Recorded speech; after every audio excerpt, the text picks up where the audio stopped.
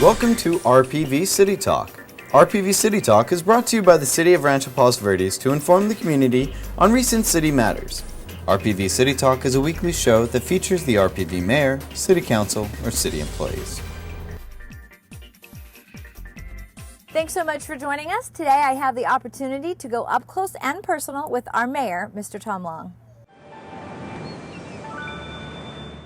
Tom, thanks so much for being with us. It's kind of fun to get you out of the mayor's role for a little while and get to know a little bit more about you as just the guy, Tom Long. Interesting, you actually are not from here. You're from Minneapolis. Yes. You spent many years there. What was it like growing up in Minneapolis? Cold. Cold, yes. I grew up in a small town just outside of Minneapolis called Hopkins. Okay. And I spent 18 years growing up in the same house. Do you have brothers and sisters? Or? I have a sister. She lives at home with my mother. Okay. And do you go back and visit a lot? Is it? I don't. I usually have them come out here and visit. Because they want to come to the warm weather, probably. Yeah, although the last time I saw my mother was in early this year in January in Paris, because my wife and I decided to give her the gift of having a week-long vacation in Paris. What a nice, that's such a nice gift. Yeah, we Very thought nice. it was an opportunity to see an exhibition, a Monet exhibition. How lovely. That's wonderful. Now, I know that you like to travel and you and your wife travel. We're going to get to that in just a little while. But after living in Minneapolis, you came to California and went to Stanford. What was kind of your decision-making into deciding on Stanford? Well, I had never been west of South Dakota before, Okay. and I didn't, unlike a lot of kids now, you know, they get the opportunity to go visit different colleges, but I just applied to various different colleges. Stanford actually came around to my high school trying to recruit people. Okay. And they showed pictures of the campus, and it had palm trees, and that was much more appealing than the other schools that showed pictures of buildings covered with snow. Especially when you come from that. Absolutely. And what was the experience like when you actually got here? And I mean, obviously much different from Minneapolis, but what was that like going to college in Northern California? Well, there's a culture shock for anybody coming from the Midwest to California, and a lot of people in California have a strong preference for either Southern or Northern. Very true. And I really don't, because for me they're both very different from Minnesota. One of the biggest cultural shocks is the extremes of poverty and wealth that you see in California that you just don't see in the Midwest. Now, did you always know you wanted to go to law school, or how did that come about?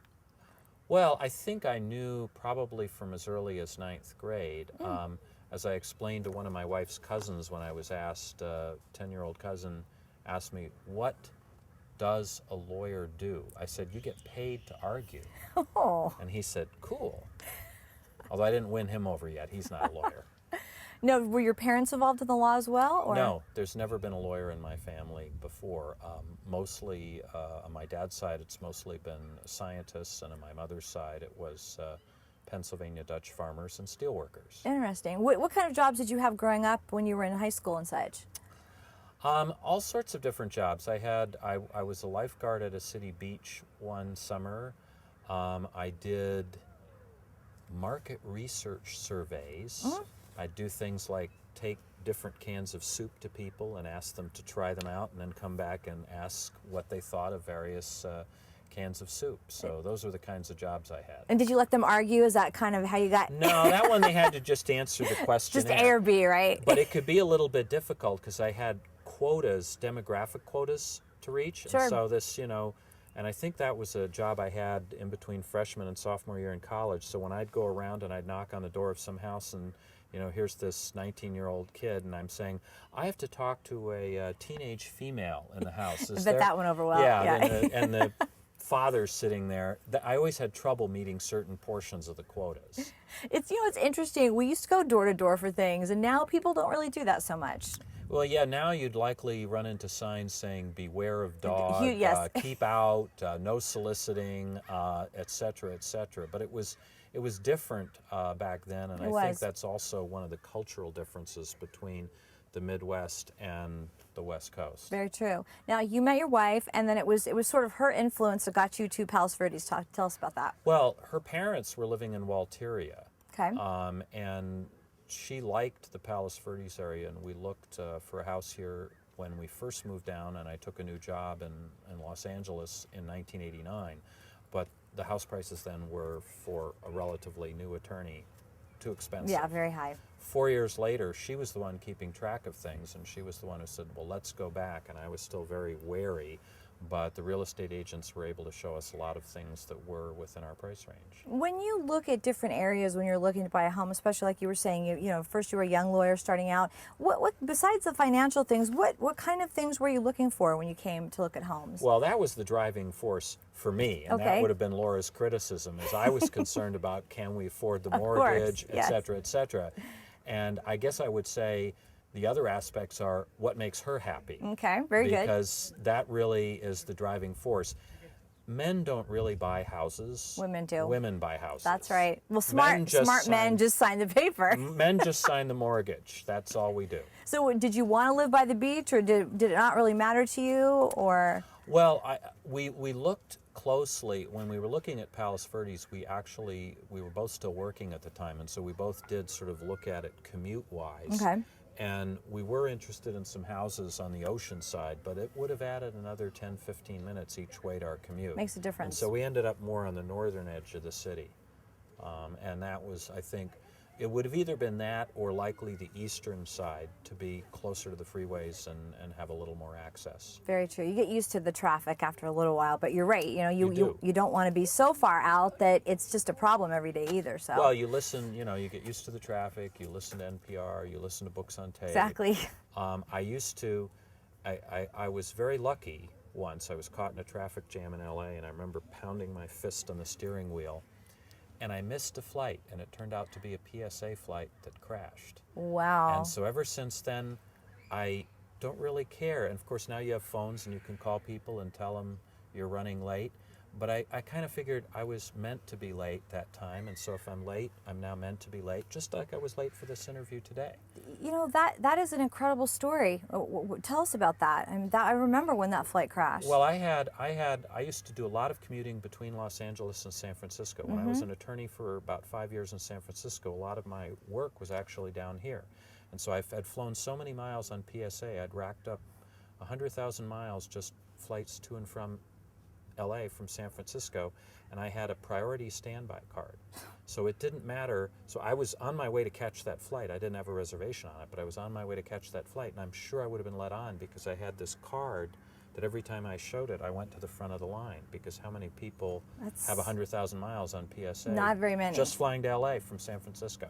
Wow. So. Now, did that change the way you felt about flying after that, or did you really just think, hey, this was just... No, that didn't change the way I felt about flying. What changed the way I felt about flying, the reason I'm a white knuckle flyer now, is the plane I was in that felt like it was almost going to flip over. Oh. And that was also a PSA flight, but... Well, there's no more PSA. Yeah, and there is no more. It was a great airline. I thought it was a great airline. It was. But that flight was a little tiny plane that got caught. There are such things as wakes in the air, and it got caught in the wake of a 747. And so all of a sudden, out of nowhere, it jiggled quite a bit. Wow. But we got free drinks for the rest of the flight. Which does help out a little bit. We needed them. Now, I know you have 4 little furry members in your household as well. Tell us about your little family. Well, it's a predominantly feline household. Okay. My wife and I are the service primates. Okay, very good. And we take care of the 4 cats, who range in age from 12 weeks to 18 years. And so we are familiar. Laura just said the 12-week one, you're supposed to keep kittens isolated. So she said the kitten was in its own bathroom, and she said it sounded like the way rock stars would sound when they're tearing apart their hotel room. Nice. And so there's that at one end, and then at the other end there's the other cat who kind of has to be in a bathroom because she's having troubles all the time, and she needs to be injected with fluids at least 3 or 4 times a week. And you find your cats through rescues, is that right? Yes. They're all cats that were from shelter adoptions. So are you looking to add any more? Or? No. In fact, you cannot have difficult. more than 4 cats Yes. in RPV without having a kennel license. Okay. So as far as I can remember, I don't think we ever had more than 4 cats for any significant period of time. That's very good. Well, four is enough anyway, at least. Indeed. Yes, definitely. Now, I know you and your wife like to travel, especially you've been to Paris, but where else do you like to go? Well, we frequently go to Hawaii. We were last in Hawaii in May, and my wife has some family on Oahu, and that's where her family first immigrated to from Korea. Oh, nice. In the early 1900s. Wow. So it's been over 100 years. Now, do you go travel to the other islands when you're over there as well? Or We've been to every inhabited island in Hawaii, including on our last trip, Niihau. Oh. We flew on the oldest continuously operating commercial helicopter in Hawaii, a 31-year-old Italian helicopter, over to Niihau. Wow. I don't recommend visiting it. Think Gilligan's Island, but with no trees. Oh boy. Yeah. That's a very good visual. It's bleak, but we can at least say we did it now. Sure. So. Now, what do you do when you're there? Do you like to go out and kind of explore, or just relax on the beach, or? It depends on where we're at, and it depends on the mood we're on and the particular vacation. And now, I mean, Laura's connected with her family over there, so we'll often spend time with her family. I now have a cousin on Maui. That's nice. So we spend a little bit of time with her. And so it's just, you know, sometimes seeing things. We've already done most of the sightseeing there is to do on most islands. So we don't, when we go, it's not like the first time we went when it's a mad rush and we have to see everything. See everything, of course. Now, what sort of motivated you to want to get into public office? Well, when I first moved to Rancho Palos Verdes, one of the things that I first dealt with was asking some neighbors, figuring out if I could ask some neighbors to trim their trees. And so then I figured out there was a view ordinance in Rancho Palos Verdes, and then I figured out that all the trees across the street were in another city. So Yes. there was no view ordinance for me, but it was something I was interested in. I volunteered and I was appointed on the View Commission. And then after some time on that, I was appointed to the Planning Commission. And what got me interested in running for council was just a sense that this city has a lot more potential than it's realizing right now. It's in an outstanding location. It's got outstanding people, outstanding city staff, but the amount of resources we're willing to devote to our city are very limited, and it makes it difficult for the city to reach its full potential. I don't think it has. Is that one of the biggest challenges of being the mayor, do you think? Or? Well, it's going to be the challenge for everybody on the council from the beginning of the city for probably the next several decades. I mean, after all, if you look at some of what we've got some wonderful improvements here. Absolutely. And some new facilities, but it's difficult. Sure. And our civic center is a used Army barracks and a trailer park. Right. And that's the reality of what it is. And many of our parks are nowhere near this kind of condition that we find here at Hess Park. They're much more limited. You know, we're kind of below average in some of those recreational facilities compared to some other cities. Why do you think it takes a long time to sort of get things done? Because people are afraid of change, and people are complacent. Some people, I guess, feel that because they've gotten used to something, it must be the best there is and the best that's possible. And they don't have a vision that allows them to see the possibility of move further, I improvements. guess, yeah. What do you like the best in this whole community in Rancho Palos Verdes? Is there one thing that you just kind of wake up and go, I love that about living here? Well, it's that it still is a getaway that is fundamentally different from the rest of the basin. I mean, we're up on a hill. Yep.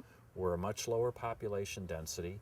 Those things really aren't going to change. I mean, there's discussion and debate in the community, and you know, there's sometimes unhappiness about issues. I think former city manager Les Evans told me the most common complaint was about barking dogs. I think that says something good for the city. But the basic parameters were the same population we were when we incorporated. A lot of the things are very much the same as they were. The basic parameters I don't think are going to change. We're just filling out the edges. So it's nice to kind of come home to our own little resort every night then. That's kind of what it is. Yeah. I mean, and we are beginning to realize some improvements, although they're not public improvements, they're mostly private improvements. Right. But we're beginning to realize some improvements along the coastline and some improvements elsewhere in the city as well. Well, we know that you're very busy. Thanks for spending a few minutes with us. Thank you. We're going to let you get out of here now. Okay. Thanks a lot. Thank you. And a very special thank you to our Mayor, Tom Long, for spending some time with us today. And thank you for tuning in. I'm Maria Sorreo, and we will see you next time on City Talk.